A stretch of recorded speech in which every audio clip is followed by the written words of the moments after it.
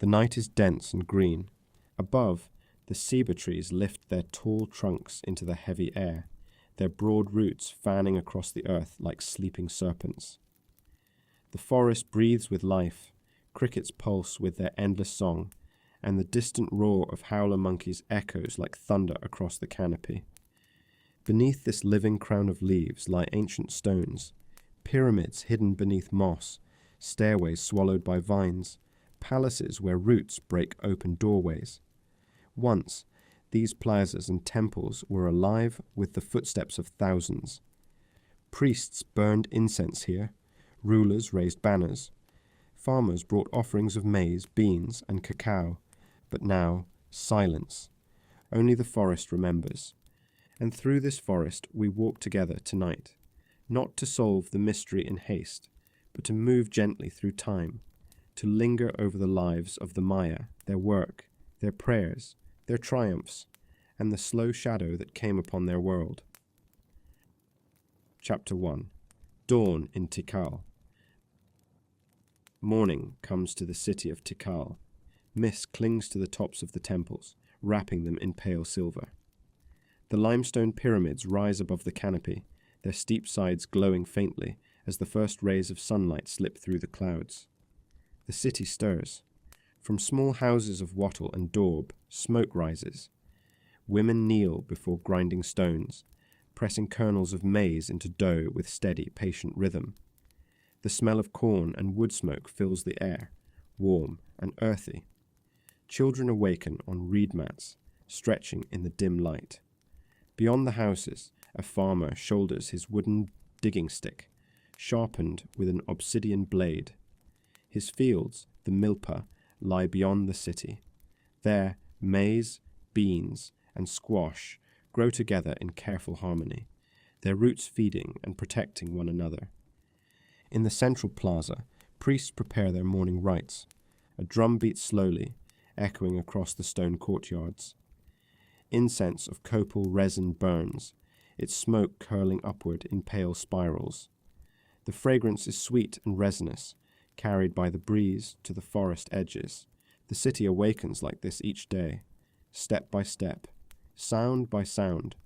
The hum of insects, the laughter of children, the solemn prayers of priests. A city alive in rhythm. Chapter 2. The Life of the Farmer. Let us follow the farmer as he leaves the city walls. The earth is damp beneath his feet. Birds scatter as he passes along the narrow paths cut through the undergrowth. He walks with quiet familiarity, for these fields have been tended by his family for generations. The milpa opens before him, rows of maize stretching toward the sky, their tall stalks rustling softly in the breeze. Beneath them, beans climb and twist, wrapping the maize with their green tendrils. At their roots, squash sprawls across the soil, its broad leaves keeping the ground cool and moist. This is the triad of Maya survival. Maize, the staff of life; beans, the gift of strength; squash, the keeper of the soil. The farmer bends, checks the soil, and presses a seed into the earth. His hands are worn, his skin darkened by sun, but his movements are steady, practiced, reverent. He hums as he works, a low, quiet song, one he learned from his father, who learned it from his own father before him. The day grows hotter. Sweat drips down his back. The jungle hums louder. Still, he works on until the shadows begin to lengthen. Only then will he return to the city, bringing maize to his family, to the market, and to the temples where offerings are made. Chapter 3. The Work of the Scribe. Within the shaded corner of Tikal's palace, a young scribe sits cross-legged. His reed brush rests in a small pot of black ink, made from soot and resin. Before him lies a codex of bark paper, smoothed and coated with white lime to catch the ink. He draws carefully. Each glyph is precise, a blend of curves and squares, human faces and animal forms woven into words. To write is not only to record, it is to honor the gods. Every glyph is alive, breathing with spirit. Beside him, a block of limestone waits for carving. The mallet and chisel glint faintly in the afternoon light. The work is hard, slow, deliberate, but the stone will endure. The stone will carry the story long after voices are silent. He carves the name of the ruler. He records the date in the sacred count. He describes the victory of battle, the tribute of jade and cacao, the dedication of a new stela. Sweat beads on his forehead. He pauses often, wiping the stone dust from his hands, listening to the murmurs of the city outside, the clatter of maize being ground, the laughter of children, the distant call of a conch shell. Time itself is caught in his script, the turning of the calendar, the reign of a king, the cycles of the heavens. The scribe knows his work will outlast him. The stone will hold what memory forgets. Chapter 4. The Sacred Calendar. The Maya lived by calendars that were not merely tools but sacred rhythms. One was the tsokin, a 260-day cycle. Each day had a name, a number, and a spiritual meaning. Priests consulted it for births, marriages, rituals, and journeys. It was not a calendar of harvests or markets, but of destiny. The other was the harb, a solar cycle of 365 days, divided into 18 months of 20 days, with 5 nameless days at the end. These 5 were days of uncertainty, of quiet caution, when the veil between worlds felt thinner. Together, the two calendars interlocked like gears in a vast cosmic machine. Every 52 years, their cycles aligned. This was called a calendar round, a moment of renewal, of endings and beginnings. In the plazas, priests stood before fires, scattering incense. Their voices rose in chants, measured and slow. The people knelt, their faces painted, their hearts steady with reverence. Above, the night sky burned with stars. The priests raised their hands, tracing the arc of Venus, the cycles of the moon, the slow path of the sun. Time was not simply passing. Time was alive, and the Maya moved within it, as fish in water, as birds in air. Chapter 5. The Temples and Rituals. At the heart of the city stood the temples, tall pyramids of limestone, their steps rising steep and narrow. At the top, small chambers opened to the sky, where priests offered prayers and blood to the gods. The air was heavy with incense.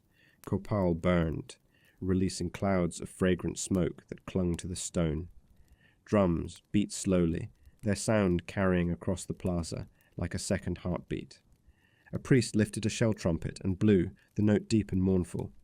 The people gathered, their eyes lifted toward the temple stairs. They watched as a ruler appeared, cloaked in jade ornaments, feathers of the quetzal bird shimmering in the sun. His headdress rose high, green plumes swaying. His face was painted with red cinnabar. His arms bore the scars of past offerings, for kings themselves bled to honor the gods. The ritual began. Incense rose, prayers echoed. The ruler offered his own blood, drawn from his flesh and soaked into bark paper. The paper burned, the smoke carrying sacrifice to the heavens. The people knelt, they whispered, they believed, and the temple stood firm, stone upon stone, waiting for the next day, and the next, and the next. Chapter 6. The Courts of Kings and Queens. In the heart of the Maya cities, rulers sat upon carved thrones. Kings draped in jade, queens adorned with necklaces of polished shells and beads of obsidian. Their courts were not only political places, but also sacred ones. The king was not merely a ruler, he was a bridge between the people and the divine. His voice carried the will of the gods. His blood, when spilled in ritual, renewed the balance between the heavens, the earth, and the underworld. Within the palace courtyards, courtiers walked softly, messengers hurried, and artisans shaped precious ornaments. The air was filled with the scent of roasted cacao, for chocolate was prepared as a bitter spiced drink, served in painted ceramic vessels, reserved for nobles and priests. On the carved lintels above palace doors, scenes of rulers in elaborate headdresses were etched in stone. The plumes of quetzal feathers, impossibly long and green, swayed like living emeralds. Jade masks glittered in torchlight, their polished surfaces smooth against the skin. When ambassadors came from distant cities, they brought tribute: jaguar pelts, obsidian blades, salt, and honey. The court was a theatre of wealth, each gift displayed, each alliance bound in ritual words. Yet behind the splendor, there were whispers of rivalry. Kings watched the horizons for enemies. Queens considered marriages that might bring peace or war. The courts were quiet, but the silence held weight, like the pause before a storm. Chapter 7. Trade across the jungle and sea. Beyond the cities, narrow roads, sac biob, white causeways of limestone stretched across the jungle. Traders walked these paths with steady pace, their backs burdened with woven baskets. They carried salt from the coasts, cacao beans from the fertile lowlands, obsidian blades from the volcanic highlands, and bright feathers from distant forests. Cacao beans themselves were currency, counted and stored like treasure. At ports along the rivers and the sea, canoes waited. Long, slim, carved from ceiba trees, they glided across the water with paddles dipped in unison. Some carried cotton cloth, some carried dried fish, some carried tools of jade and chert. Markets were alive with sound. The calls of vendors, the laughter of children, the smell of roasted maize and chili peppers. Dogs wandered between stalls, and the air was full of barter and exchange. Trade connected cities separated by forests and mountains. A vessel of jade from the distant Motagua Valley might find its way to the hands of a noble in Tikal. A painted pot from one kingdom might appear in another, its patterns recognizable even far from home. The Maya world was not isolated. It was threaded with paths, with rivers, with seas. Goods moved, stories moved, knowledge moved, and so life prospered. Chapter 8. The Coming Shadows. But the forest remembers balance, and balance shifts. In time the rains grew uncertain. Seasons that once came with regular rhythm began to falter. Crops withered in dry soil. Reservoirs sank lower. The hum of the forest carried a sharper note, as hunger whispered in villages.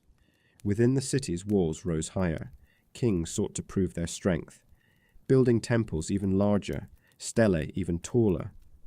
War drums echoed in the distance, and rival kingdoms fought not only for tribute, but for survival. The plazas that once overflowed with celebration now filled with anxious gatherings. Farmers brought fewer baskets of maize. Priests raised their eyes to the heavens, asking why the gods withheld the rain. And yet, even as shadows grew, rituals continued. Blood was spilled, incense burned, prayers rose. The people still believed. But beneath the chants was unease, a feeling that the cycles were shifting, that the balance was fragile. The jungle grew restless. The silence between drumbeats deepened, and the future was uncertain. Chapter 9. The Great Collapse. By the 9th century, many of the great Maya cities were emptying. In Tikal, Copan, Calakmul, Palenque, plazas fell quiet. The temples still stood, but fewer feet climbed their stairs. The markets dwindled. The causeways cracked beneath creeping roots. The reasons were many, woven together. Drought that lasted not years, but decades. Warfare that spread across the lowlands. Strain on fields that could no longer yield enough to feed the swelling cities. Rivalries that splintered alliances. And so, slowly, the people left. Some moved to smaller villages. Some sought refuge in distant regions, nearer to water, nearer to fertile soil. Some stayed, but the cities were no longer what they had been. Stone carvings ceased, codices were closed. The scribes had no more kings to record. The temples stood in silence, their stairways warm beneath the sun, their chambers dark with abandonment. The jungle pressed closer, the vines thickened, and the voices of the Maya cities faded into memory. Chapter 10. The Jungle Reclaims. The years pass, the seasons turn, and the jungle waits. Slowly, vines creep over the temples. Roots split the stairs, pressing stone apart, grain by grain. Ceiba trees take root in courtyards where once drums and flutes echoed. Ferns sprout from cracks in carved glyphs, softening their once sharp lines. The plazas that once overflowed with ceremony are now filled with silence. The marketplace stalls are gone, replaced by grasses and moss. Bats flutter in chambers where torches once burned. The air smells of damp soil, of flowers that open at dusk, of rain that pools in broken stones. Animals return. Jaguars move silently across the ruins. Birds nest in the hollows of fallen lintels. Frogs croak in the old reservoirs, now filled with still water. The jungle does not rush. It spreads with patience, with certainty, with quiet power. Stone yields to root, plaster yields to leaf. The cities are not gone. They are hidden, waiting. Chapter 11. Echoes of Memory. Though the great cities emptied, the Maya people did not vanish. Their descendants carried their traditions into smaller towns, into the highlands, into new lands. They still planted maize, still wove cotton, still shaped pottery. They still watched the skies, still marked the sacred days. Their languages endured, spoken softly in homes, chanted in prayers, whispered in markets. The collapse was not an end, but a transformation, a shift from stone cities to quieter lives, from monumental temples to smaller shrines. The rhythm slowed, but it did not break. And through the centuries, the memory of the great cities remained, even as the jungle thickened around them.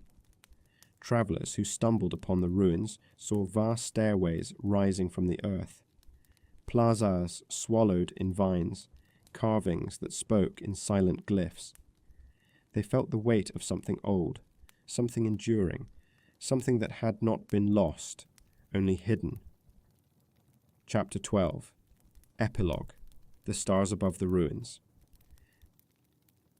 Night falls again over the forest. The air is warm and still. Above the canopy, stars burn with clear light. Venus shines brightly, just as it did when Mayan priests traced its movements centuries ago. The Milky Way stretches like a pale river across the sky. The constellations glow, unchanging, eternal. Below, the ruins lie in quiet shadow. The pyramids are dark, the plazas empty, the stones cool to the touch. The jungle breathes around them, frogs calling, leaves rustling, insects humming in steady chorus.